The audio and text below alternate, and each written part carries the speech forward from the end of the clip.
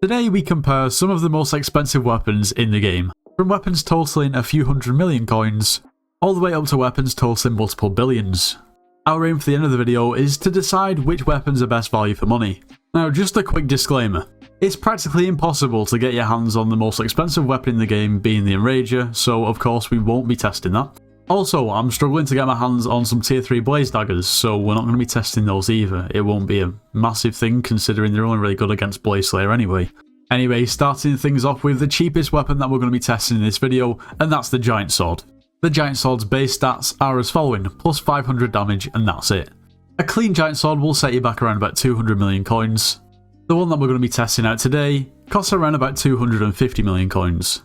First of all, what is the Giant Sword even used for? Well, first of all, it's simply used for, well, doing a lot of damage to mobs. To go into more specific detail, Giant Swords are commonly used for things like grinding ghosts, left-click mage within dungeons, and once again, pretty much anything where you actually need to deal a large amount of damage. Talking about dealing a lot of damage, if you ever sometimes pay to win Skyblock, make sure you use code NITROS the next time you do purchase anything. Get yourself 5% off, it's a no-brainer. I'm sorry, you walked right into that one. Having said that, the Giant Sword does have its drawbacks. For instance, you would think a sword that is basically implemented to do a lot of damage would be good as maybe a class like a Berserker within dungeons. But of course, considering the Giant Sword's base stats don't give you any crit damage at all, it actually couldn't be further from the truth. However, given the Giant Sword's pretty ridiculous base damaging stat, it makes for some pretty good damaging numbers. Of course, this is going to be different for everyone, considering everyone's going to be up to a different stage in the game and have different gear and different stats and so on. But for the price of 250 million coins, it's a pretty good choice. And paired with Crimson Armor, it can definitely shred through some of the, well, I guess, more difficult mobs to kill, even in the Crimson Isles. Excuse the 14 TPS in this server. Before we do go any further, subscribe to the channel, become part of the 26%, there's no reason not to. Also, you should join the Discord server, it's linked in the description of every single video. Anyway, moving on to the next weapon that we're going to be testing out, and it is the Midas staff. The cheapest Midas staff you could possibly buy in the market right now is 130 million coins, although the initial price paid for this was 30 million coins, meaning that really you're not getting the full potential out of this weapon if you buy this. Realistically, the cheapest Midas staff that you should actually buy in the market, which has over 100 million coins paid for initially, is currently 260 million coins. Its base stats are as follows: plus 130 damage, plus 150 strength, and plus 50 intelligence. Its right click ability, the Molten Wave, is basically what you're going to use to actually damage enemies, and this is how it works. You right click and everything that falls on the enemy basically damages it. The kind of annoying thing is there is a 1 second cooldown, so you can't actually completely spam it. But what is a Midas staff actually used for? Well, the Midas staff is a right click mage weapon, so naturally it's basically the weapon that pretty much everyone gets before Hyperion. It's the direct line of progression. Therefore, it's very useful within dungeons if you don't have a Hyperion or can't obtain one. Once again, if you do have a mage build, just in general, it's capable of some quite ridiculous damaging figures, so also damaging mobs that take magical damage, it's useful for. So there are of course benefits and drawbacks to this weapon. First of all, it's a long range weapon, so that's fairly good. You know, if you get really close to something you actually use your ability, you completely miss it. So there's a possibility that if something's too close to you, you could also miss it. Like I said before, the base damage on it is ridiculous. 5.2 million damage is absolutely cracked. You'd struggle to come close to that with a Hyperion just as regular damage. However, the problem is because it has that cooldown, you can't really spam it, so its clearing capabilities are limited. But they're not terrible, they're just nowhere near as good as the Hyperion. However, considering the Midas staff is pretty much a tenth of the price of a Hyperion, you can't really complain. Now of course, within dungeons, our damage is going to be even more amplified, but I can now kind of show you what I mean about the clearing aspect. It's not terrible. Hyperion would do it way quicker, like so much quicker. Next up, we move on to the Dark Claymore. A clean Dark Claymore will set you back around about 360 million coins, or for one comparable that I'll be using today, around about 430 million. The Dark Claymore's base stats are as follows: plus 500 damage, plus 100 strength, plus 30% crit damage, and a swing range extended to 5. Once again, we must ask, what is this weapon even used for?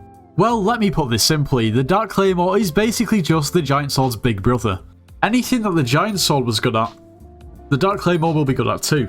So for example, once again, left click mage within dungeons, and then also just dealing an absolute ton of damage.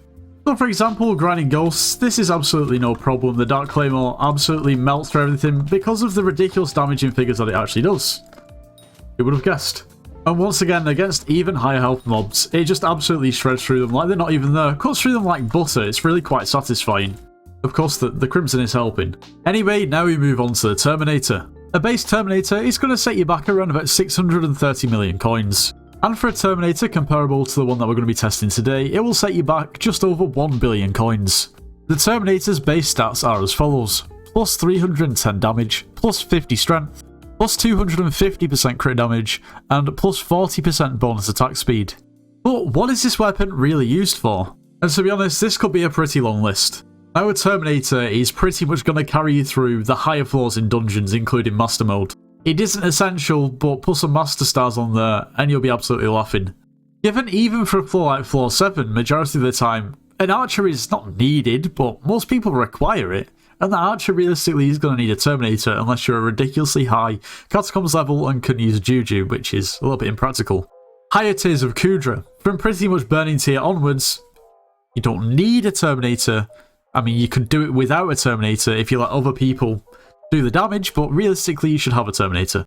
A lot of people even have two. In my experience, I've found that it's also pretty useful for actually spawning the boss in terms of revs. It also can be used for hits phase during Enderman Slayer. Of course, there are way more uses too. Now, one of the main downsides to the Terminator is the fact that it divides your crit chance by 4. This means that you need to seek other means in order to increase your crit chance. For instance, you could change your power stone from something like Hurtful or whatever you usually use to something like Fortuitous. This of course increases your crit chance. But the weapon itself, once you've sorted the crit chance issue out, is pretty damn good.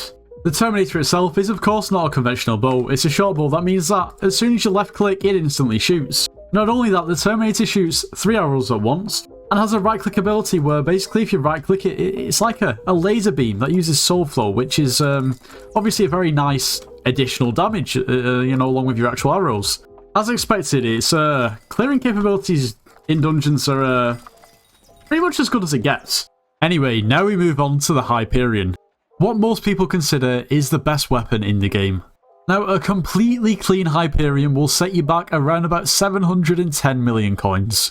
Each scroll costing around about 400 million coins respectively.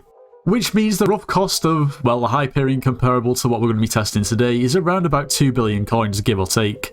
With all 3 scrolls applied, the Hyperion can teleport just like an Aspects of the End or an Aspects of the Void. Of course, the right click damage is Implosion, and that's why the Hyperion is good. And also, when you right click, you'll basically just get a buff of health and regeneration with the Wither Shield. But what is the Hyperion actually used for? Well, first of all, dungeons. Of course, it's a mage weapon. Realistically, in floor 7, you're going to want a Hyperion. It's probably best fit. However, when it comes to Master Mode, you're going to struggle. The Hyperion is nowhere near as effective. But when it comes to Kudra, it becomes a lot more apparent that majority of Kudra is content locks if you don't have a Hyperion.